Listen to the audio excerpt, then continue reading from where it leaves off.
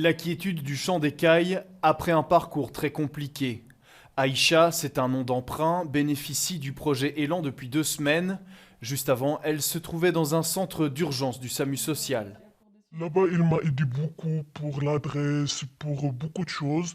Mais là-bas, il n'y a pas la cuisine, il y a beaucoup de stress. Les travailleurs, ils arrivent toujours, ils frappent la porte. Il y a beaucoup de choses pas bien là-bas.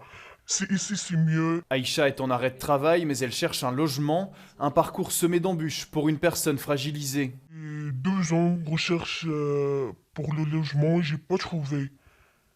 Et que je trouve les arnaques. Il y a beaucoup de arnaques. Au total, le projet Élan, c'est une dizaine de ces containers pour 39 personnes hébergées pendant 6 mois.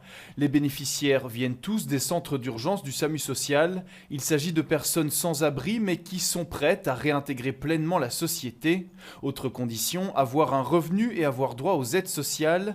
Les bénéficiaires payent aussi un loyer modéré, 370 € par mois. Objectif, leur trouver un logement à la fin de l'accompagnement. La particularité, c'est qu'on va avoir un accompagnement social qui va vraiment être basé sur les besoins des personnes. On va pouvoir faire un accompagnement physique, on va pouvoir les accompagner en visite de logement, on va pouvoir faire des dossiers avec elles, on va aussi pouvoir travailler avec elles autour d'un café et prendre un petit peu le temps. C'est des personnes qui viennent de l'urgence sociale, qui ont besoin aussi un peu de se poser pour pouvoir repartir du bon pied. Le projet Élan est financé presque exclusivement par le privé, en ce compris le salaire des travailleurs du SAMU social. Pour l'instant, il est limité à 6 premiers mois, sauf si ces gestionnaires trouvent de nouveaux donateurs.